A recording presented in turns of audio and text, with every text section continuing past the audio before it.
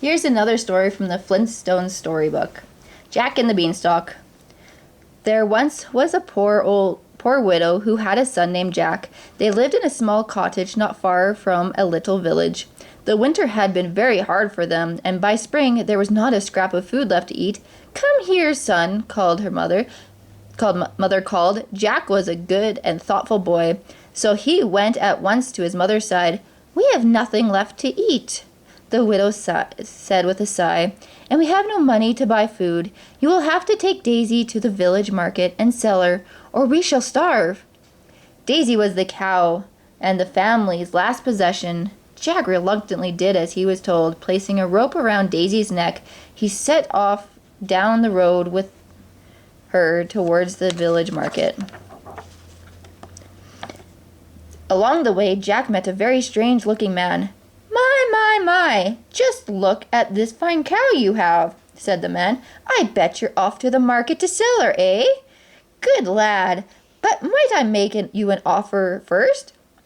The man pulled from his pocket 5 little beans. "Look close, my boy," the man began. "I will trade for this fine cow of yours these 5 magic beans." Then he sang, "All of your wishes and most of your dreams shall be granted to you by 5 little beans.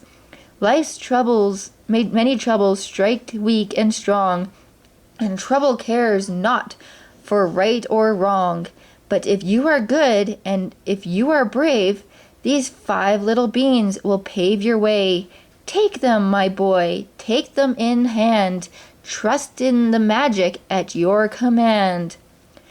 Jack happily swapped Daisy for the beans and hurried home to his mother. "Back so soon, Jack?" asked his mother in amazement. "Well, I hope you got a good price for poor Daisy. Come, show me, how much money did she bring at the market?" Jack proudly opened his hands to show his mother 5 magic beans. "What? Beans?" cried Jack's mother. "You traded Daisy for a handful of beans? How could you, Jack? Oh, my boy, what have you done? We shall surely starve now." And she went inside the cottage to cry. Jack had never felt more foolish. Magic beans indeed. He was tempted to throw the horrid beans as far as he possibly could. But Jack thought better of it. At least the beans might give them something to eat this spring. He dug a little hole in the garden and dropped the beans in it. Then he carefully covered them with dirt and watered them. Ashamed, Jack went to his room and sobbed himself to sleep. The next morning, Jack rose early and went to greet the day at his window. Looking out, he could hardly believe his eyes. Where he had planted the 5 little beans, there was now an enormous beanstalk. Enormous! Why, it was the biggest and tallest beanstalk ever. It curled high above the cottage, above the tallest mountain, and up through the clouds. Jack wasted no time, and before his mother awoke, he quickly ran outside and began to climb the beanstalk. He knew now that the beans were magic, and that he must find out what was at the top of the beanstalk. He climbed and climbed and climbed. Before long, Jack was high above the valley, and among the clouds. Still the beanstalk went higher. At last, Jack reached the top of the beanstalk. He found himself in a strange and wonderful land. Glistening golden fields stretched out before him, ending at the edge of a dark and towering forest. Jack could see a colossal castle in the distance and wondered what kind of people lived in the land high above the clouds. Jack made his way to the castle, and standing before its doors, he realized that this castle was not just big, it was the biggest. The castle door was huge. It stood some 30 feet high, with a doorknob as large as he was. Jack gave a little shudder, thinking of who lived in such a place. He took courage, though, remembering what the strange man told him. "If you are good and you are brave, these 5 little beans will pave your way." He squeezed himself under the door. Jack knew now that this land above the clouds was the land of giants. Once inside, Jack made his way down a long hall and into an enormous dining room. In the dining room was a huge table, and on the table was food, lots of food, the biggest food Jack had seen in all of his life. He decided at once to climb a leg of the table and gather as much food as possible to bring back to his poor mother. Jack had reached the top of the table when he felt it begin to shake, and he heard this what sounded like thunder. The sound grew louder, louder. Boom, boom, boom, boom. Then he heard a deep voice say, "Fee, fi, fo, fum. I smell the blood of an Englishman. Be he alive or be he dead, I'll grind his bones to make my bread." Upon hearing this, Jack jumped into the sugar bowl to hide, just in time, for at that moment the giant appeared. The giant had been busy all morning, stealing cattle, tearing up crops, trampling on people's homes, and generally doing what giants like to do best. Needing a break from his work, he decided to come home and eat a giant meal and take a giant nap. But as soon as he entered the castle, his nostrils filled with a peculiar smell. The giant looked everywhere, but he couldn't find Jack. Before long, the aroma of dinner overwhelmed the giant's attention, and he sat down to eat. When he was through with his meal, the giant took down his two most prized possessions, a hen that laid golden eggs, and a beautiful harp that sang with the voice of an angel. The giant commanded the hen to lay 3 golden eggs. 1, 2, 3 golden eggs appeared.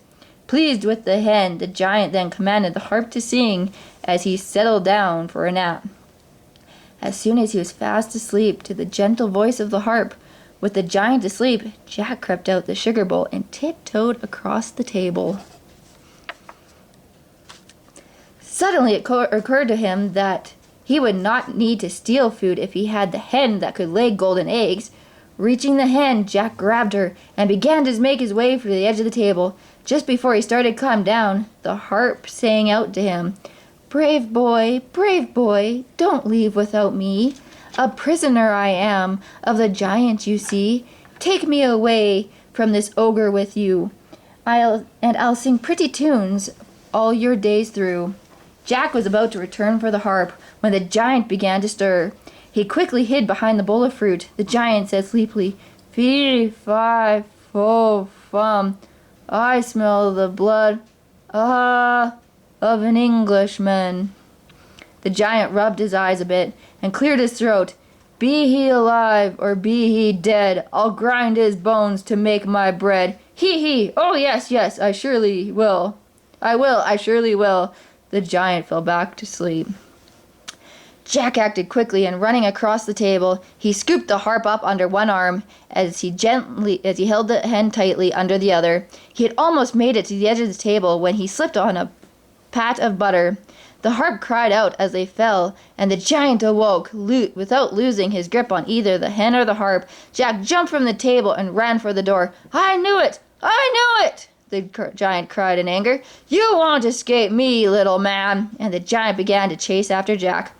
Jack made it safely to the beanstalk, but only because the giant tripped twice over his own huge feet. With the hen on his head and the harp under one arm, Jack began to climb down the beanstalk. The giant peered down through the clouds, and seeing Jack, he began to climb down after him. Jack reached the bottom ahead of the giant. With his huge strides, the giant was only moments away from overtaking him. Jack quickly set the hen and harp down and grabbed an axe. When his mother ran from the cottage to greet him, she let out a cry as she saw that Jack lumbering down upon them. Jack chopped away at the beanstalk with all his might until he cut it clean in two. The stalk gave away and came crashing down. "Oh no!" screamed the giant as he covered his eyes, facing a nasty fall to earth. But luckily for the giant, the beanstalk fell over the nearby sea. No one knew if he could swim, but the giant was never seen again. Jack, his mother, the hen, and the harp lived a very long and happy life together.